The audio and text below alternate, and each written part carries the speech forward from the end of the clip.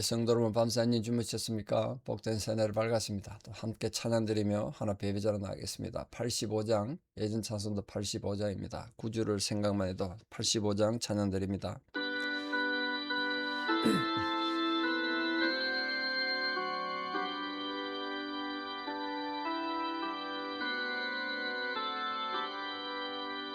구주를 생각만 해도 이렇게 좋거든. 줄글 배울 때야 얼마나 좋으랴. 만민의 구주 예수의 귀하신 이름은 천지에 있는 이름 중 비할 데 없도다. 참회게 하는 자에게 소망이 되시고 구하고 찾는 자에게 기쁨이 되신다. 예수의 넓은 사랑을 어찌다 말하랴. 주 사랑 받은 사람만 그 사랑 알도다. 사랑의 구주 예수여 내 기쁨 되시고 이제로부터 영원히 영광이 되소서. 아멘. 사도신경으로 우리의 신앙을 고백드립니다. 나는 전능하신 아버지 하나님 천지의 창조주를 믿습니다. 나는 그의 유일하신 아들 우리 주 예수 그리스도를 믿습니다.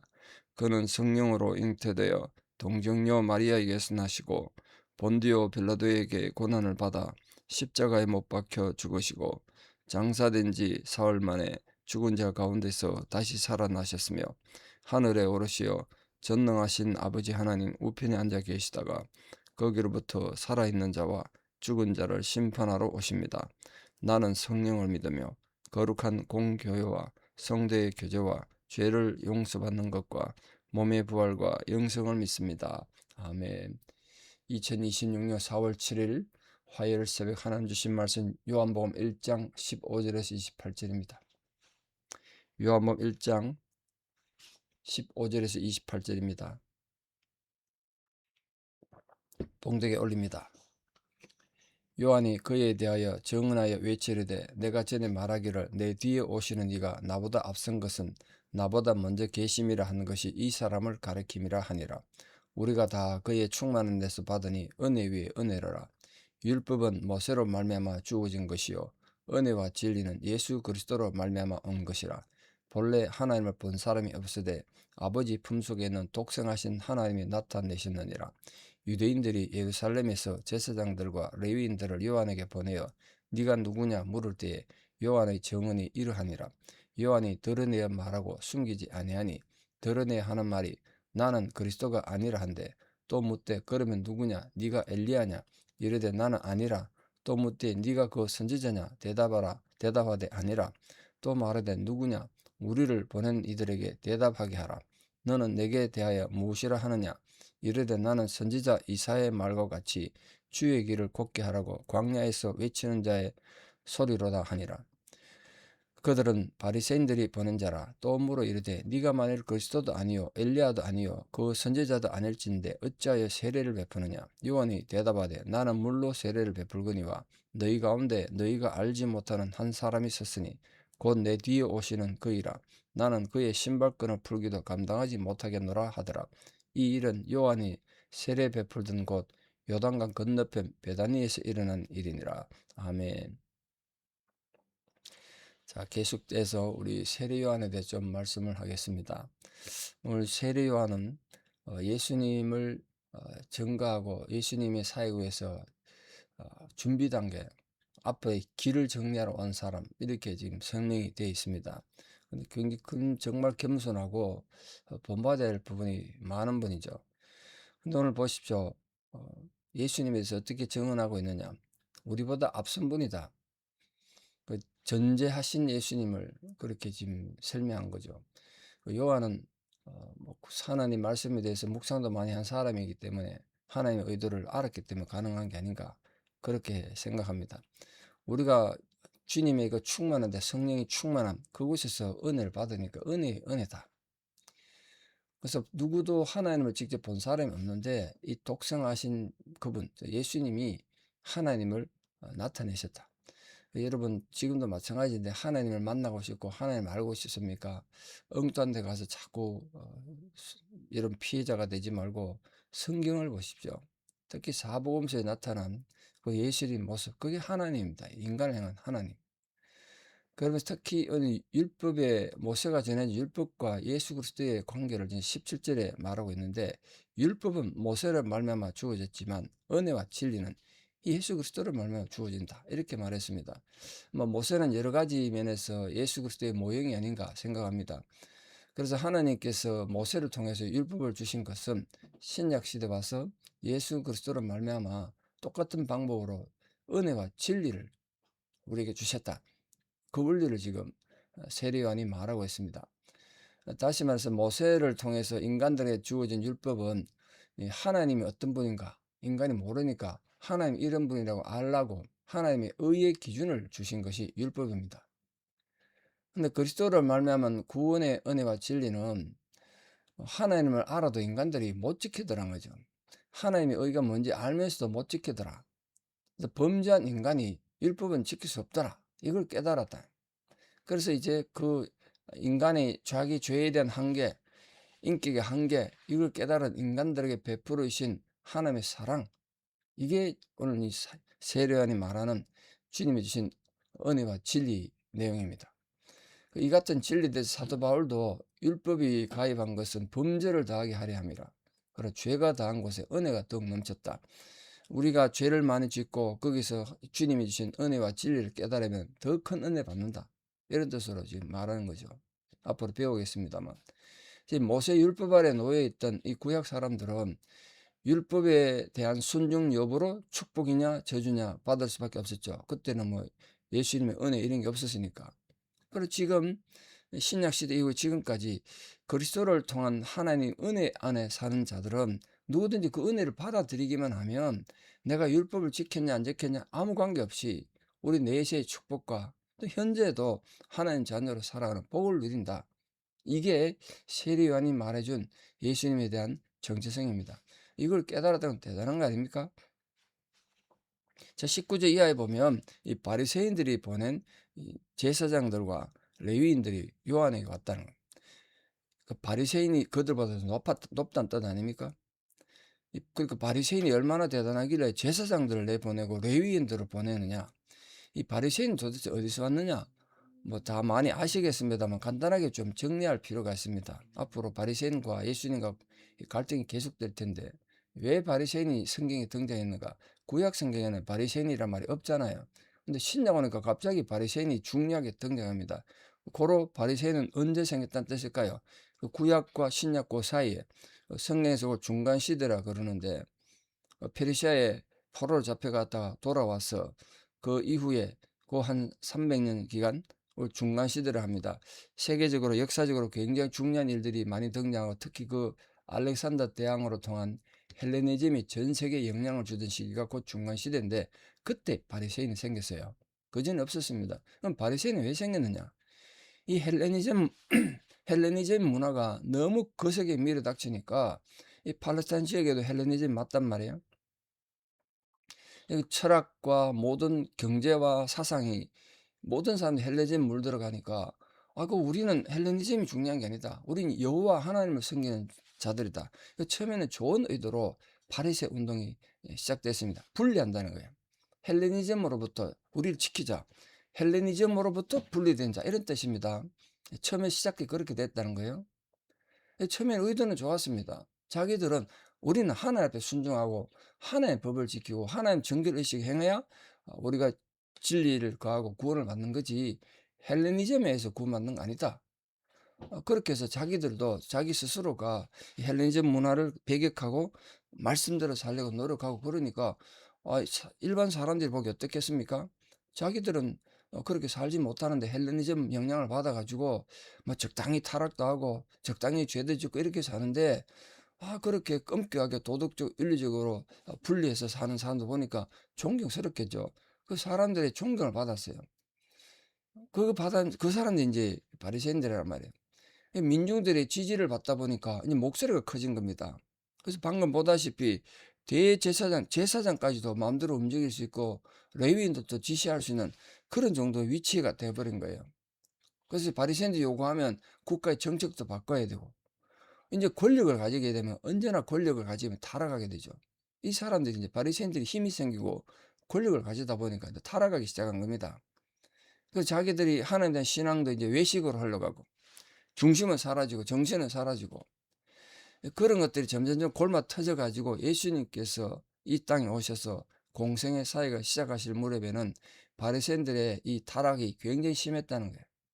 그래서 예수님께서 바리새인들 비판하기를 너희들의 유전, 장로들의 전통을 지키려고 하나님 계명을 잘 저버리는구나 이렇게 책망하셨습니다. 어쨌든 간에 어떤 희생을 치러서라도 자신들의 세속화된 헬레니즘 문화로부터 정결의식을 보존해서 하나님 거룩한 백성으로 살려고 노력했던 건 귀한 일이죠. 그건 귀한 일이에요. 인정해야 돼요. 근데 이게 형식주의로 또 교만하게 이렇게 타락한 건 참 안타까운 일이죠. 근데 그건 오늘 우리도 마찬가지입니다.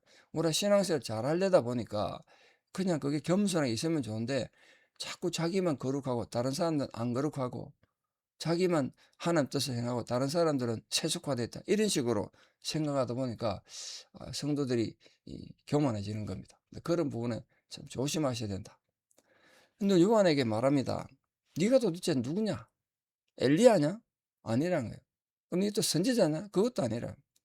그럼 네가 도대체 누군데 우리에게 세례를 베푸느냐? 그걸 지금 물었습니다. 네가 그리스도도 아니고 엘리야도 아니고 선지자도 아닌데 왜 세례를 베푸느냐? 그렇게 말했습니다. 그때 지금 이 세례 요한의 답이 중요한데요. 왜 우리에게 세례를 베푸느냐? 그러면 세례 베푼다는 의미를 말해야 되는데 그렇게 말하지 않고 나는 너희에게 물로 세례를 베풀지만 내 뒤에 오시는 분은 성령으로 세례를 베풀 거란 거예요. 너희 가운데 알지 못한 한 사람이 있었는데 내가 그분 신발끈 풀기도 감당하지 못할 정도로 위대한 분이다. 지금 이 질문이 뭐였냐면 네가 무슨 자격으로 세례를 베푸느냐인데 내가 이런 자격으로 세례를 베푼다 이렇게 말해야 되는데 그 세례요한 왜 이렇게 답변했을까요? 나는 물론 너에게 세례를 주지만 내 뒤에 오시는 분은 오늘 요한복음에는 성령이라는 말이 없지만 다른 공간복음에서 다 그렇게 말하는 말이에요.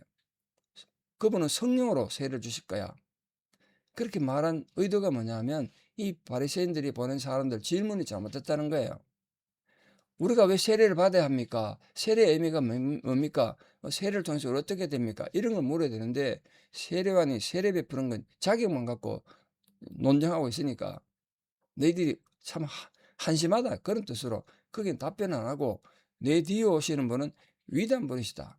그걸 말했습니다. 이게 이제 그리스도가 누구냐? 그리스도가 나오는데 네가 만약 그리스도도 아니고 엘리야도 아니고 선지자 아니라면 이렇게 말은 그리스도 뭐 잘 아시는 예수 그리스도죠.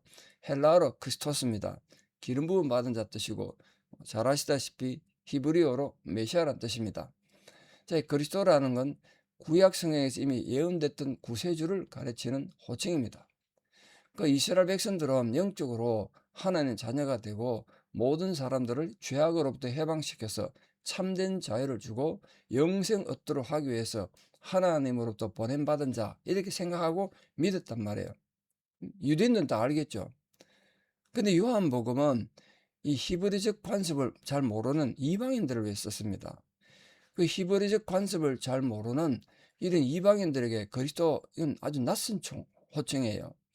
그래서 앞으로도 그리스도를 말하면서 요한은 그리스도라는 단어를 써야 할 때 다른 말을 많이 씁니다. 이방인들이 이해할 수 있는 말.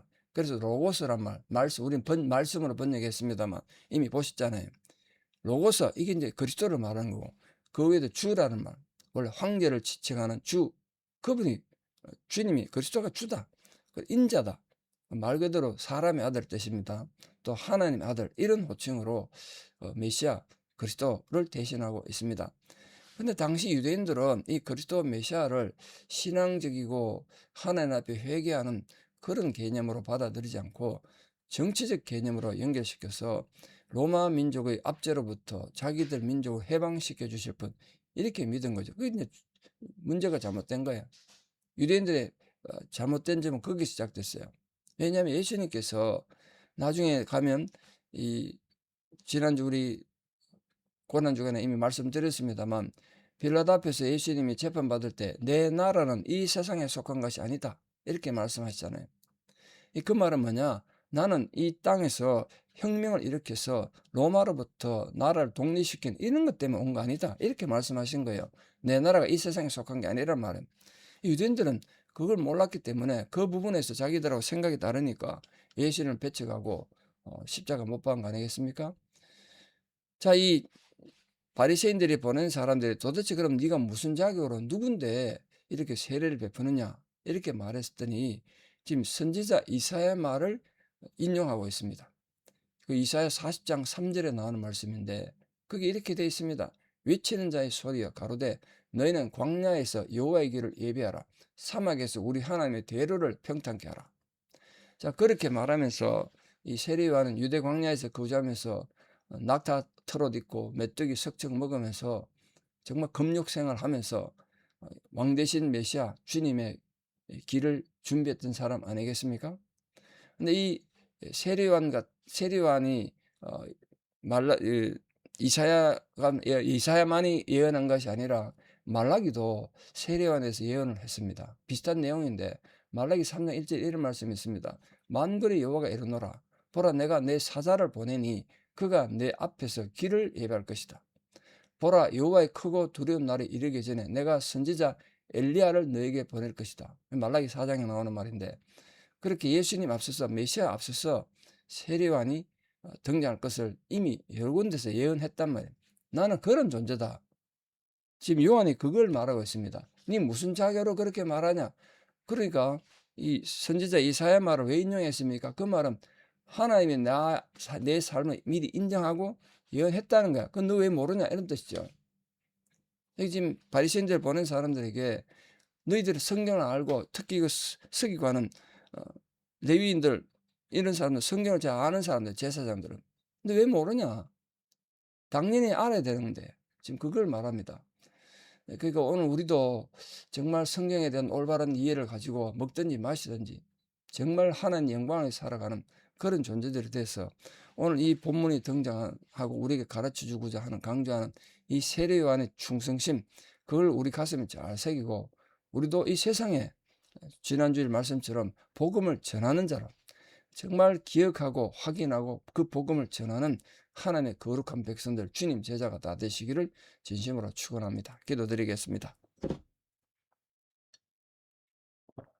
아버지 하나님, 오늘 말씀을 통하여 세례 요한의 위대함과 그의 충성심에 대해서 배웠습니다. 우리들 신앙이 또한 주님 앞에 충성되어 이 시대의 세례 요한으로 살아가는 저희들 되게 도와주시고 우리 신앙의 고백이 하나님 보시기 아름답고 기쁜 그런 존재로 우리 모두가 살기를 원합니다. 부활주의를 지나고 주님이 주셨던 그 감격 속에 우리 모든 성도들 살아갈 수 있도록 도와주시고 참으로 하나님 보냄에 대한 소명을 분명히 가지고 이 세례요한이 자신에 대한 올바른 이해를 가지고 살았던 것처럼 우리 모든 성도님들이 부활의 정신과 부활의 명령을 잘 알아서 참으로 올바른 예수 그리스도의 제자, 하나님 자녀로서의 정체성을 깨닫고 살아가는 거룩한 은혜가 있게 하여 주시옵소서. 이제는 우리 주 예수 그리스도의 은혜와 하나님 아버지의 만극하신 사랑과 성령님의 위로 교통 역사하심이 오늘도 세례요한의 그 가르침을 따라 우리가 이 시대의 세례관처럼 살아가기를 결단하는 사랑하는 성도님들의 위대한 신앙 고백 위에 우리 사랑하는 모든 자녀들 삶 위에 또 지금도 병상에서 투병 중이고 하나님의 도움이 필요한 고난당한 자들, 전쟁으로 고통받는 모든 민족들 위해 이제부터 영원토록 함께 하시옵기를 간절히 축원하옵나이다. 아멘. 이 하루도 주의 축복이 여러분 모두 함께 하기를 축복합니다. 감사합니다.